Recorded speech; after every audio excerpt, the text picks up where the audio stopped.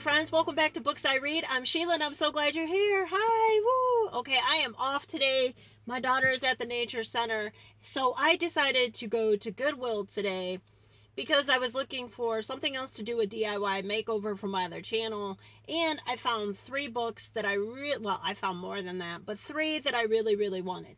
But I want to show you guys something because I want to be honest with you guys totally.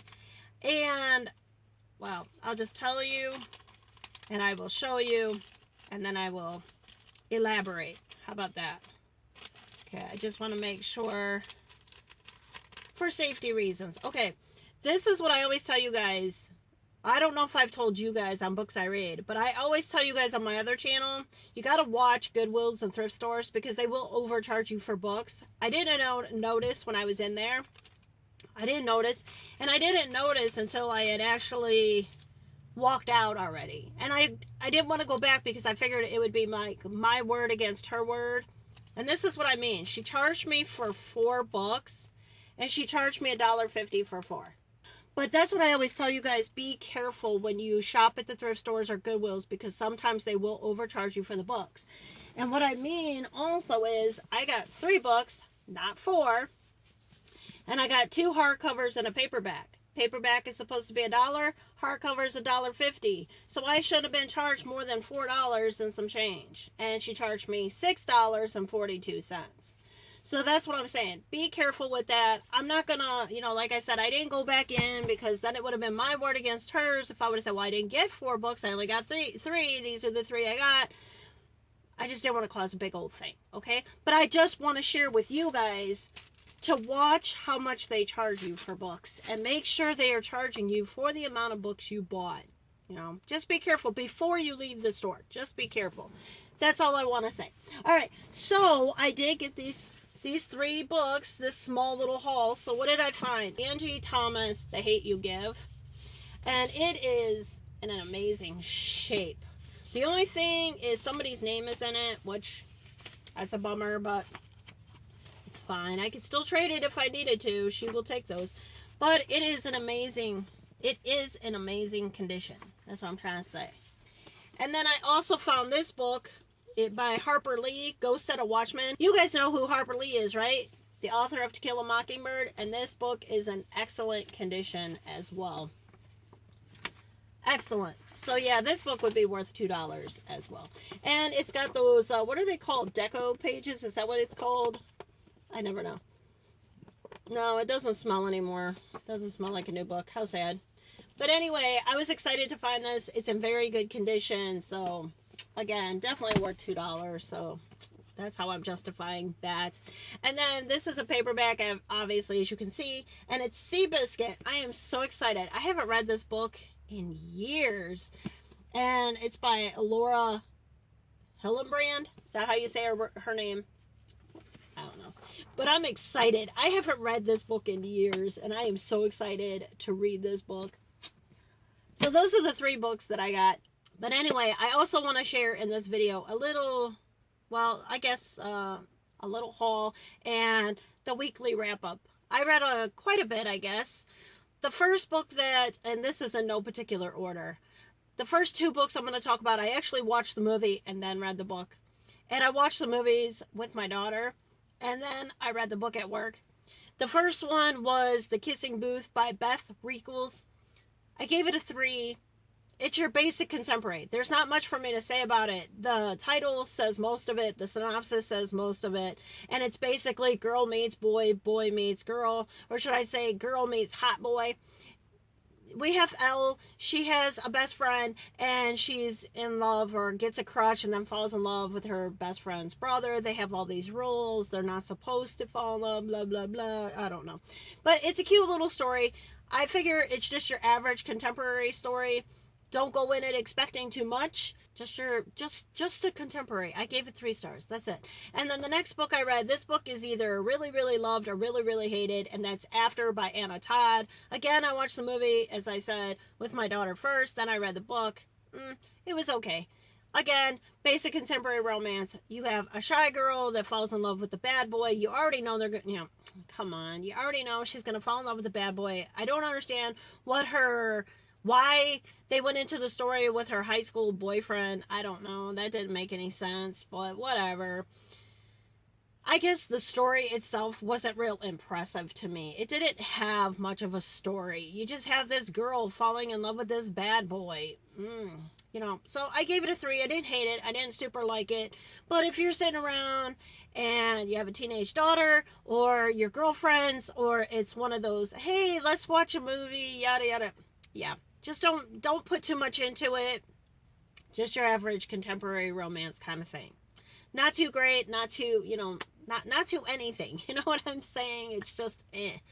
But the kissing booth, I felt like the characters were different in the book than in the movie. So the book now after by Anna Todd, those seem pretty. It followed pretty close, but I don't know.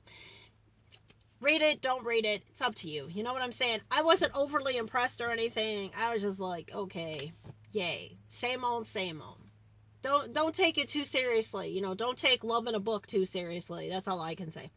The next book that I know that I read was The Pumpkinheads. Is it The Pumpkinheads or Pumpkinheads by Rainbow Rowell? It was just the graphic novel, my third graphic novel. I really enjoyed that. I think I gave it 4 stars or 4.5 stars, something like that. I really liked that graphic novel. I thought the story was good from beginning to end. It was cute. It was fun. It was just really good. The graphics were wonderful.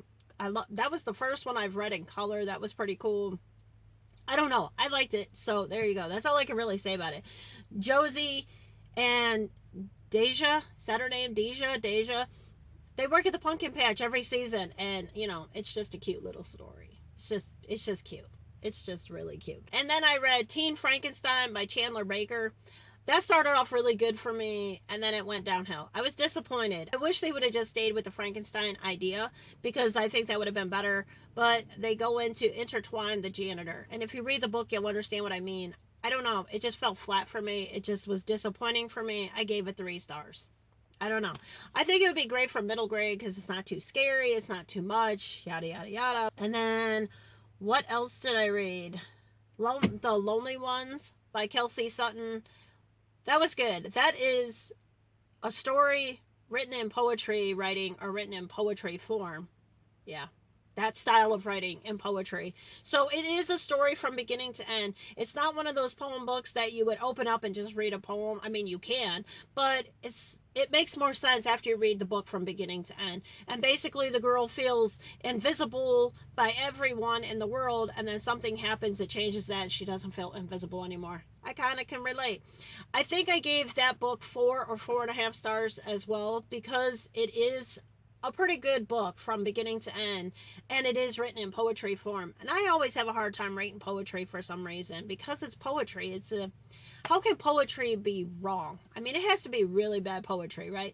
But I thought it was pretty good. I would definitely say that would be a middle grade book to study poetry or learn poetry, or the flow of grammar and writing and all that, which I'm not very good at. I used to be very good at math.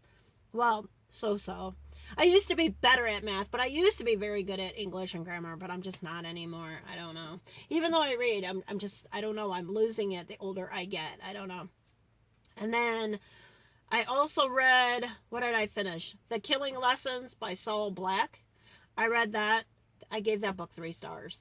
I just didn't care for it. You started off really good with the family, like a good murder mystery, thriller. It starts off really good. These guys, walk into this family's house, the mom with her 2 kids, and starts off really good. By chapter 6 or 7, somewhere around there, we switch to Detective Valerie Hart and her background, and I just don't like Valerie Hart. I don't like her at all. And yes, by the end of the book, you're like, yay you. I'm not going to give you spoilers. But, I mean, I don't know. It's just, it wasn't what I anticipated. It wasn't what I expected. I don't know. I just didn't like how it was intertwined. And I did not care for, I don't know, just Valerie Hart. I just didn't like her. So I probably wouldn't continue with the series or trilogy. I think it's a trilogy. I wouldn't continue. And then I think the last book I read, I will have to double check, but I read Real by Katie Evans, and I gave that a 3 star.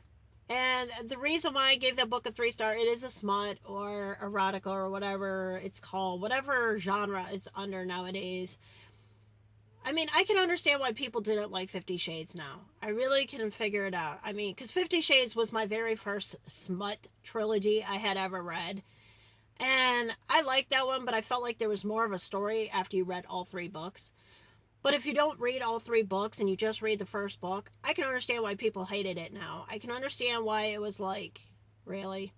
Because that immediate, some of these authors that have this immediate, make their characters immediate attraction, and we're in love and we're intimate already. It's like, there's no background, there's no building up, there's no, it's just almost like a temporary romance. Girl meets boy, boy meets girl. I like you. We're in love. Yay. Let's do this. You know, it just feels like it's so rushed, so forced. And I really did not like, what's her name?